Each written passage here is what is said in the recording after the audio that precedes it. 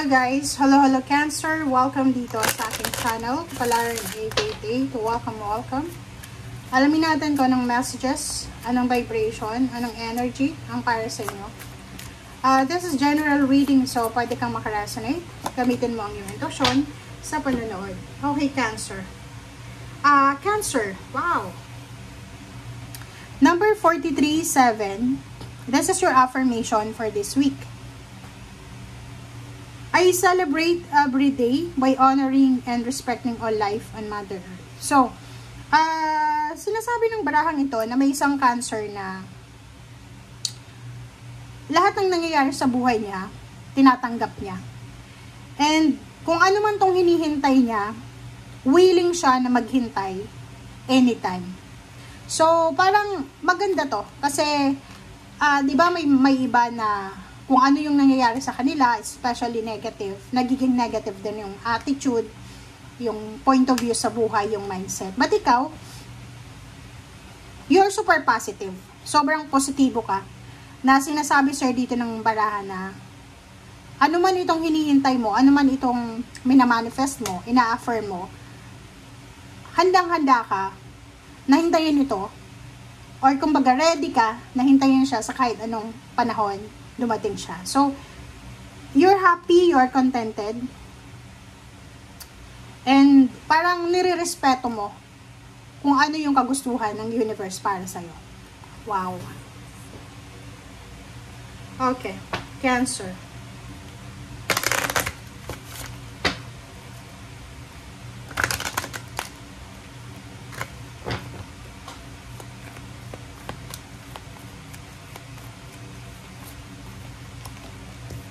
Okay, Cancer number 31. Wow.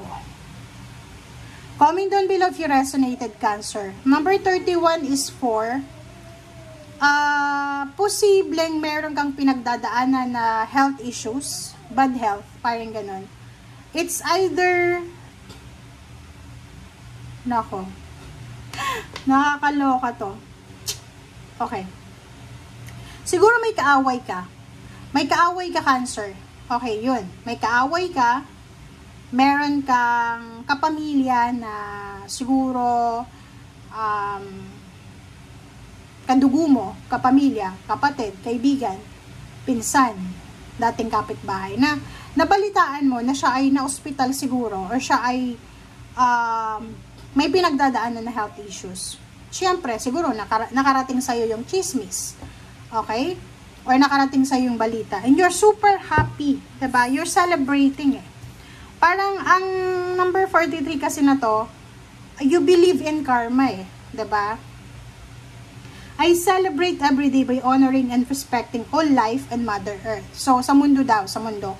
So, parang, halimbawa, sa linggong ito ha, this is weekly tarot ha, sa linggong ito, mayroon kang sekreto, or maybe kwento na malalaman from someone else, from your allies, diba? From your kakampi, from someone na suportado ka, suportado mo rin siya. So, kumbaga, allies kayo. Magkakampi kayo sa buhay, magkakampi kayo sa mga bagay-bagay. Posibleng makatanggap ka ng chismis, kwento, na alam mo si ganyan ganito, bad health. Mayroon siyang kumbaga experience or meron siyang pinagdadaanan ng bad health. Sobrang masaya ka sa balitang to. Paki-comment sa comment section na. Kung hindi man totoo yan, na hindi ka masaya, hindi ko alam. But this card nagsasabi na may pinagdadaanan ang isang tao na parang, yun nga, parang feeling mo, kinakarma siya. Feeling mo, diba nagsa-celebrate ka kasi parang ibinigay mo sa universe eh. Parang sinasabi mo, pinasa Diyos mo na siya. Kumbaga, feeling mo kinarma siya, kaya masaya ka. Parang ganun. Hindi ka alam kung ikaw to, or ikaw yung may bad health. Vice versa kasi yung message kaysa. It's either ikaw yung walang sakit, may nalaman kang may sakit na ayaw mo, kaaway mo, or kung sino man. Sobrang natuwa ka na you're celebrating. Diba? Parang, oh, wow, this is karma, celebrate life, ganyan, ganito. And, hindi mo alam, baka wala namang sakit yung taong yun. Baka hindi natin alam kung anong kwento, 'di ba? So, nakikita ko sa'yo, you're rejoicing. You're rejoicing because of misfortune of others. Which is reasonable naman siguro kasi sobrang suklam na suklam ka dito eh. Parang sinusumpa mo yung taong to na, di ba? Halimbawa, kalaban mo siya sa negosyo. And pag wala na siya, di ba? Pag wala na siyang negosyo, ikaw na yung magna number 1. Parang ganun lang. Example yun na. Or kung ano man to, kung sino man siya na binalita sa'yo, alam mo si kanya, instead na maawa ka, siguro nakaramdam ka ng parang celebration. Diba? Nag-pop ka ng champagne dahil lang dyan, or hindi natin alam. Or pwedeng ibang tao to. Ikaw ay may problema sa pera, problema sa relationship, and yung taong kumbaga, nakaalam ng mga trials and obstacles mo, ay nagsa-celebrate sila because feeling nila, it's your karma. So, the other way around, kung sino dyan ang nagsa-celebrate because of the misfortune of others, or kung sino yan na masaya. Okay? So, comment down below. If hindi naman ikaw yan, maybe the other party. Okay? Okay. Cancer.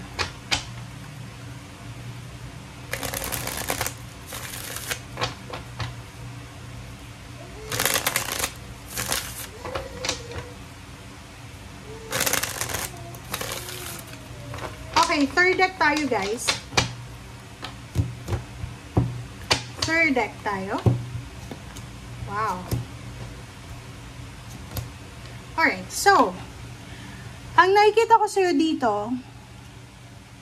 isang balita ang posibleng darating sa'yo. Isang balita na napakaganda. Kasi yung balitang ito is maybe,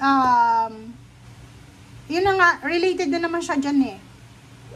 Parang may isang tao na sagabal siya sa mga plano mo sa buhay.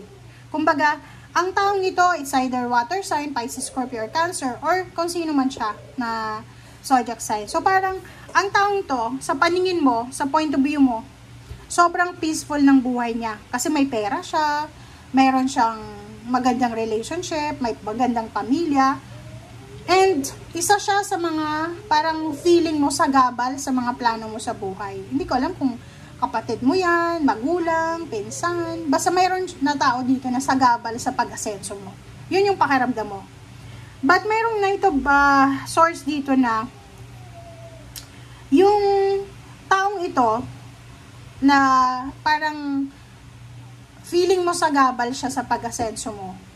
Siya yung nagiging rason kung bakit sobra-sobra kang workaholic.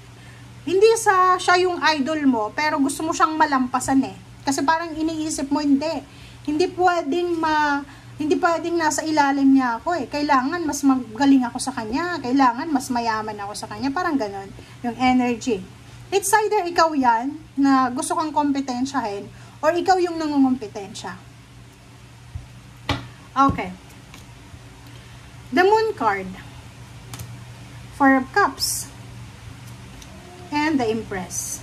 Sinasabi ng bara sa'yo dito na yon. Nakikita ko sa'yo na meron ka natakot, diba? Natatakot ka kasi possible na marami ka Cancer na gustong gawin sa buhay. But ang problema, walang pera. Walang pera, walang suporta, walang connection.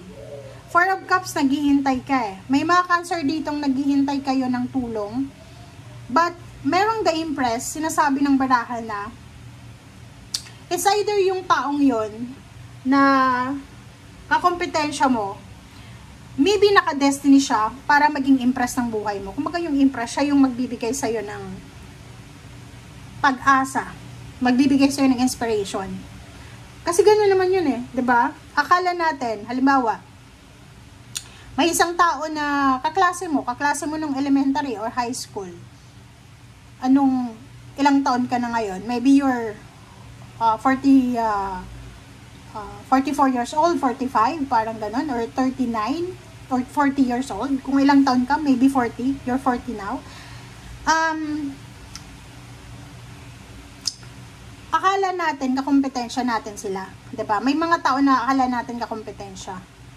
Hindi natin nararamdaman na dahil sa urge natin na lampasan sila, nagiging idol na natin sila inspiration na, ginagaya na natin, 'di ba? And once na nawala yung taong yon, once na nawala yung presensya ng taong yon sa'yo, mawawalan ka na rin ng gana kasi yung feeling mo, satisfied ka na nawala na yung kakompetensya mo. So, parang ganun lang yun guys Like, halimbawa, dalawang company siya, same yung produkto, 'di ba? Same yung produkto na binibenta nila or ninenegosyo. Pag yung isa nalugi, hindi ibig sabihin na yung company na yun na company yun na naiwan, siya yung parang magpo-progress, 'di ba? Magiging successful kasi hindi May naluging isa, pero maybe yung naluging isang yon is mayroong inspiration na binigay sa isang tao na magkikreate siya ng company na pwedeng mas angatan pa yung isa na natira. Parang ganon, diba? Yung energy. Minsan nakala natin na kompetensya, pero idol pala natin. Idolize natin yung mga ginagawa nila.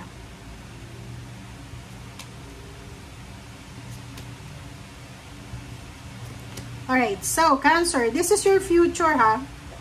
Ang future na nakikita ko sa'yo, yung direction na gusto mong tahakin is gusto mo na magkaroon ng stable na trabaho, stable na negosyo, stable na income. Yung parang kahit natutulog ka, may income ka. Parang ganon. And siguro, maraming pagkakataon na nakaranas ka ng Five of Pentacles, yung financial problems, physical health problems. And sa future daw, sinasabi ng barahan na kung ibibigay mo yung 101% mo sa mga plano mong ito, magdadala to sa'yo ng success. 'Di ba? So, ibig sabihin yan, Cancer, kailangan mong mag-focus sa sarili mo. Hindi ka dapat nagfo-focus sa ibang tao. Walang competition dito sa mundo. Kailangan i-compete lang natin yung ating sarili. 'Di ba? Walang competition kasi lahat ng tao mamamatay. Pag namatay ka, wala ka namang madadala. 'Di ba? Pwedeng maiwan mo yung pera mo sa kamag-anak mo, pero walang magtatagal ng pera kung hindi nila i-manage yung pera na yan ng tama. Parang ganun lang yun. So, dito sa baraha mo, sinasabi na you need to focus sa success mo.